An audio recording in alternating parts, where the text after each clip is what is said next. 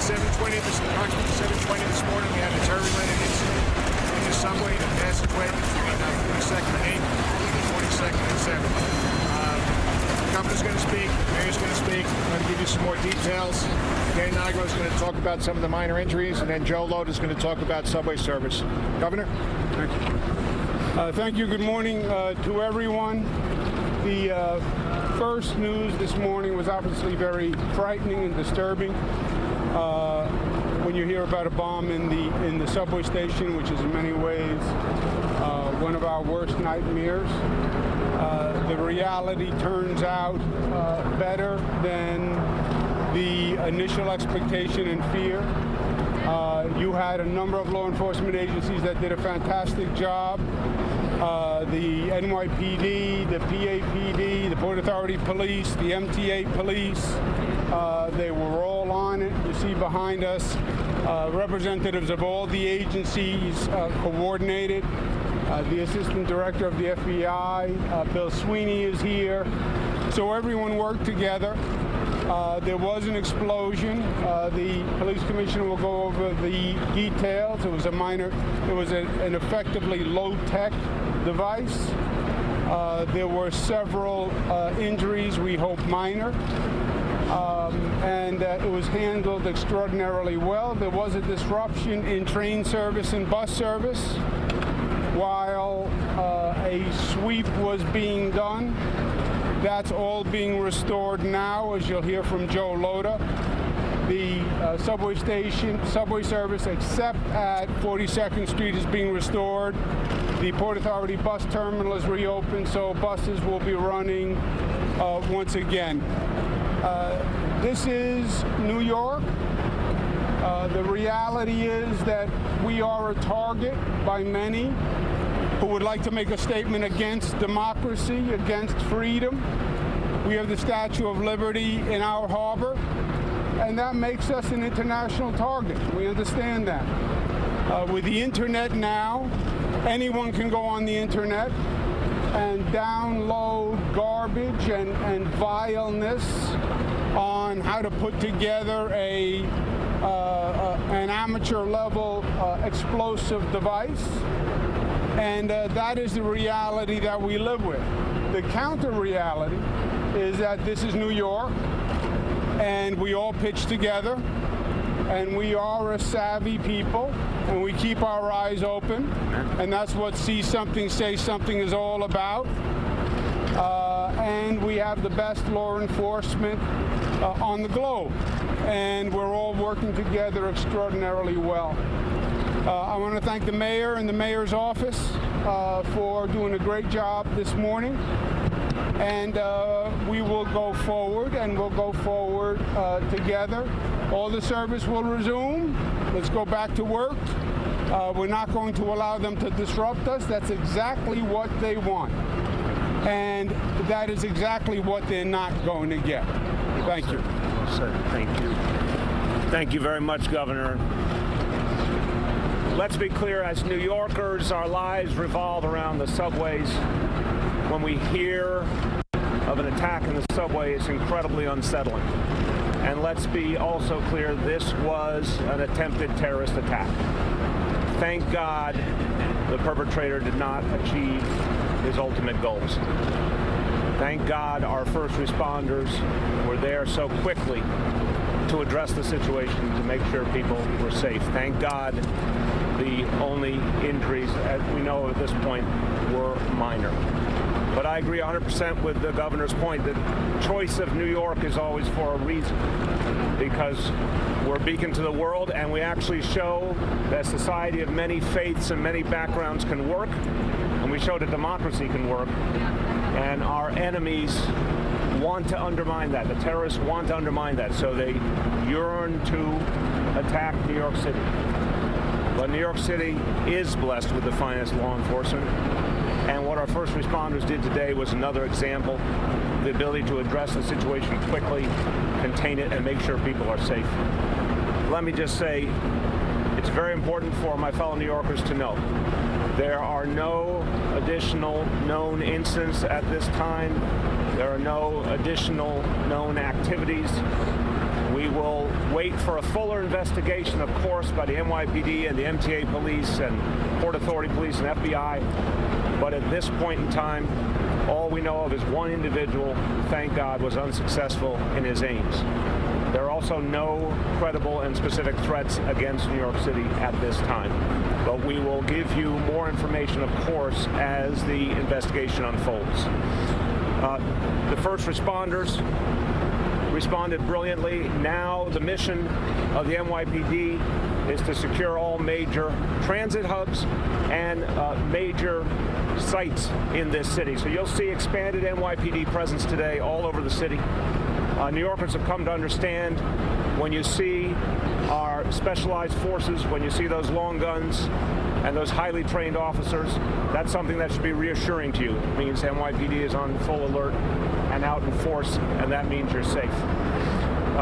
Finally, want to say, the governor invoked that phrase. We can't say it enough times. When you see something, say something. This is the difference maker. We've seen it time and again. When an everyday New Yorker sees something that doesn't make sense, hears something, sees a package, gets a feeling that something's wrong, don't hold it to yourself. Tell a police officer. They are the ones who can take the information and act on it. It's so important to speak up because you could be saving many lives by doing so. I'll finish by saying this. This is the most resilient place on earth. We've proven it time and time again. We proved it just over a month ago. We proved it on 9/11. We're going to prove it again today. The terrorists will not win. We're going to keep being New Yorkers.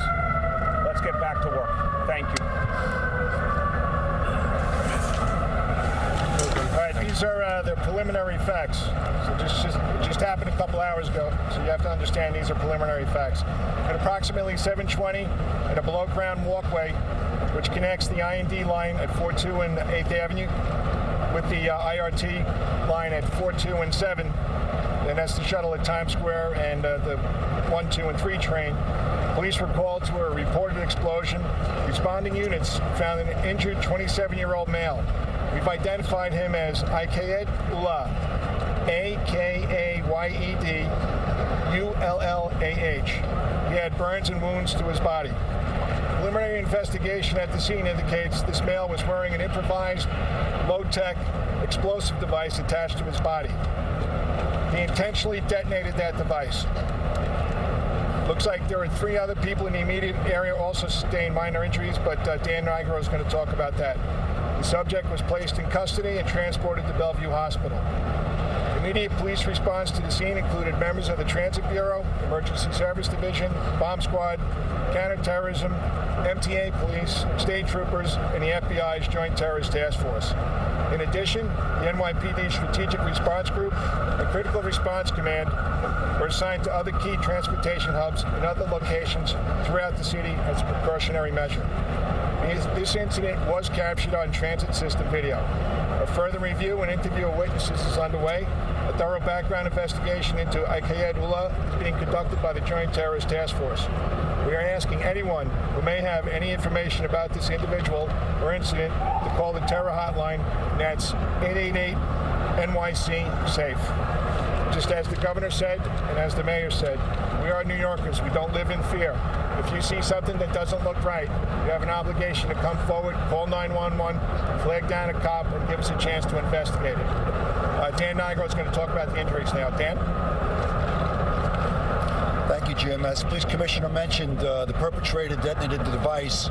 It caused burns to the hands and the abdomen, also lacerations. Our EMS personnel removed the perpetrator to Bellevue Hospital, where they're being treated now. 3 other people that were in proximity of the explosion removed themselves. 2 of them took themselves to Mount Sinai West, 1 to Mount Sinai Queens, all with minor injuries that are consistent with being in the area of the explosion, that is ringing in the ears and headache. So we have 3 minor injuries to people that were in that corridor and serious injuries to the perpetrator. That's it at this time.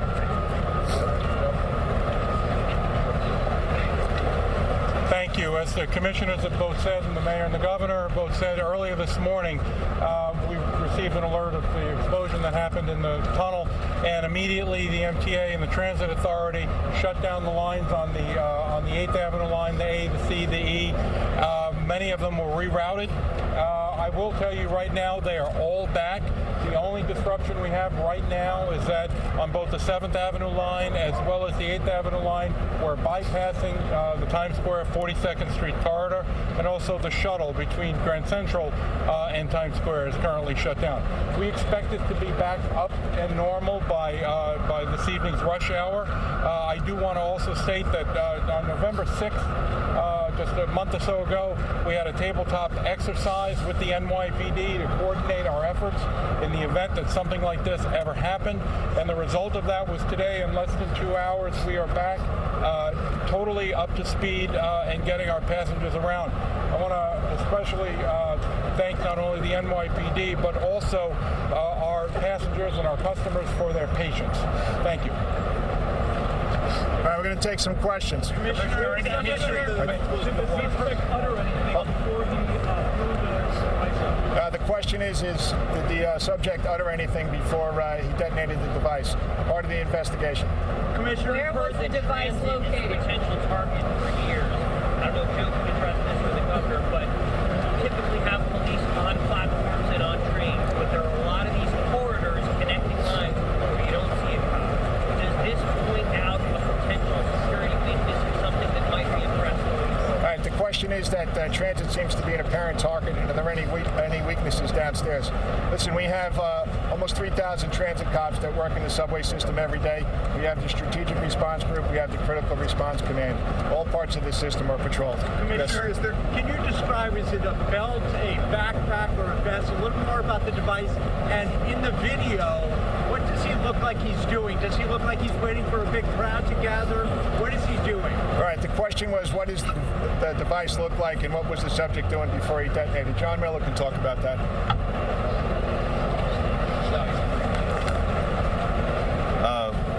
Without getting into too many specifics, the device is based on a pipe bomb. It was affixed to his person with a combination of Velcro and zip ties. The bomb squad is in the process now, along with the FBI Special Agent bomb technicians, of processing that crime scene with others. We're going to gather up those pieces, and we'll have a better idea of what the device was put together with and what was inside it. What did it look like? Hold on. Yeah, we're not going to go into that right now. Dave, hold on, right here. Juliet, hold on, one at a time. Hold on, Juliet. Did he detonate it himself, and was this done purposely at Juliet, the question is, did he detonate it himself? In the video, you see him walking down the corridor. That's part of the investigation. We don't know that to be a fact just yet. Right behind Juliet. We're working on that right now. Yeah, right here. Is there a reason why we're seeing the incident from a few weeks ago, this incident, more now, and we've gone years and years and years in New York since 9/11 with nothing, and now all of a sudden it seems like we are seeing more incidents? Is there a reason why? There have been incidents, starting with 9/11, but I'll let John talk about that a little bit. All right, sure. So, as you all know, since the World Trade Center bombing of 1993, and well before that, New York City, as the media capital of the world, has been a target of terrorist attacks in the past. There was the World Trade Center bombing of 1993, the 9/11 attacks, and in the course of post 9/11 world, as you're aware, there's also been approximately 26 plots that we can talk about that have been prevented through intelligence investigation and interdiction. As you know, there was the Times Square bombing, which failed to detonate. There was the Chelsea bombing from September 17th of 16, and then there's this incident. So clearly, due to an immense effort that is put into this by the FBI, the NYPD, our intelligence and counterterrorism people, and everybody else, it's an all-hands effort. We have prevented a significant number of plots, a significant number of attacks, but this is a fact of life, whether you're in New York or London or Paris. The question is, can it happen here? And the answer is, it can happen anywhere. Did he claim any connection to ISIS? All right, hold on. Right here in the front row. Did he claim any connection to ISIS? There was a tweet. He did make statements, but the question is, did he claim connection to ISIS? He did make statements, but we're not going to talk about that right now. Is he from Brooklyn? right behind you. Hold on, right behind you. Where exactly did the device go off in the passageway? It's at 4-2 and 8. He's walking eastbound to 4-2 and 7. And so it's from this corner to Times Square underneath. If you've taken the subway, you know what the passageway I'm talking about. Where is it? All right, hold on. In the back? Yeah. A subway system of this size runs 24 hours, 7 days a week. I know you say you've got it all covered. How does this hospital possibly have it covered, given its size and scope? All right, the question is the size of the subway system is massive. How can we have that how can we have that system covered? Listen, this is going to take, there's 6 million people that ride the train every day. It's going to take everybody to have their eyes open, pay attention to what's going on.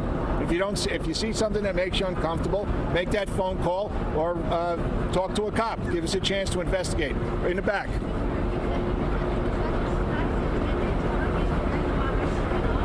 We don't know. The question is, was it intentional, the spot where he detonated the explosive device? We don't know that yet. Right here, Miles. Commissioner, I understand you experienced certain work in Brooklyn, and how far have you made to track the suspect? Yeah, we're not going to. The question is that are we at different locations